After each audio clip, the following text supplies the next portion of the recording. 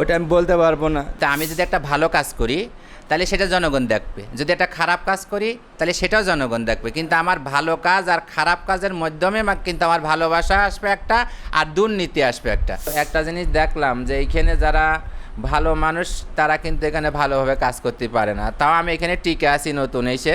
আমি একটা কথা জানি যে সব মানুষের আশা একসাথে পূরণ করা যায় না, আর একটা চেয়ারম্যান কিন্তু সবার কাছে ভালো হতে পারে না। ওটা আমি বলতে পারবো না। যে আমি ছোটো থেকে যখন বড় হয়েছি তখন আমার আব্বা আমাকে বলতো যে তুই একদিন চেয়ারম্যান হবি এখানে। তা আমি বলতাম যে আব্বা কেন এইসব ধরনের কথা তুমি বল আমাকে। তা বলতো যে তুই জনগণ যেভাবে থাকিস, জনগণ নিয়ে মানুষ যেভাবে তোর কাছে আসে, কিন্তু একদিন তোর মানুষ আমার এখানে দেখবি তোর চেয়ারম্যান বানাবে। তা আমি আব্বা তোমার কথাই যেন সত্য হয় একদিন। আমার আব্বার কথাই আমার সত্য হয়েছে, কিন্তু আমার আব্বা আজকে বেঁচে নেই, আমার দেখে যেতে পারিনি, আমি চেয়ারম্যান হয়েছি। এইটাই হয়েছে আমার সবচেয়ে বড় কষ্ট, যে আমার আব্বা যে আজকে বেঁচে থাকতো, আমার আম্মা যদি বেঁচে থাকতো তাহলে আজকে দেখে যেত যে তাদের সন্তান আজকে চেয়ারম্যান হয়েছে।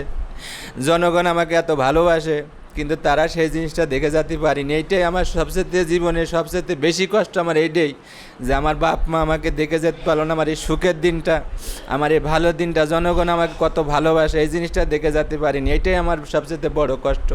তাছাড়া আমার জীবনে আর কোনো কষ্ট নেই। আমার মানুষ আমাকে ভালোবাসে, আমি খুব আনন্দ পাই যখন মানুষ আমাকে বলে যে চেয়ারম্যান সাহেব কোথায় যাচ্ছেন, কী করছেন, তখন কিন্তু আমি খুব আনন্দিত এই জিনিসটা পাই। আমার মাঝে আর কোনো কষ্ট থাকে না তখন।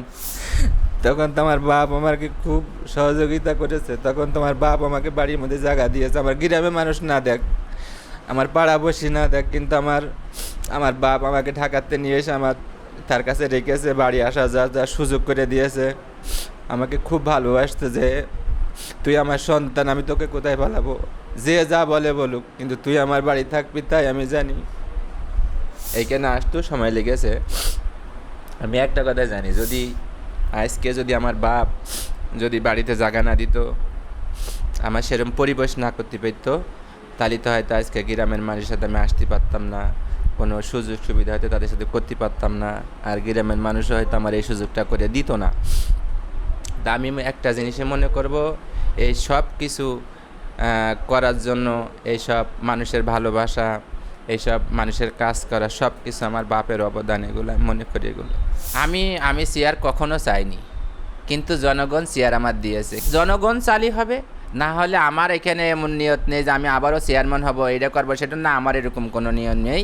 যদি জনগণ কয় যে না চেয়ারম্যান আবার সে থাকবে, তার আবার দাঁড়াতে হবে, আবদার করবে, তবে নাইতো আমি এইখানে আর চেয়ারম্যানে এইখানে আমার ইচ্ছা হচ্ছে না কিছু করে। কেননা এইখানে তো শুধু একটা জিনিসই যে এইখানে যারা বসবাস করে আর যারা চেয়ারম্যান হয়ে আসে, তাদের মধ্যে যদি 10টা লোক থাকে আর একটা লোক কিন্তু ভালো থাকতে পারে না, বুঝতে পেরেছেন? প্রথম জীবনে যখন এখানে ঢুকলাম তখন তো কি হাই মাই খাই, কিন্তু একটা জিনিস দেখলাম যে এইখানে যারা ভালো মানুষ তারা কিন্তু এখানে ভালোভাবে কাজ করতে পারে না, তাও আমি এখানে টিকে আছি নতুন এসে।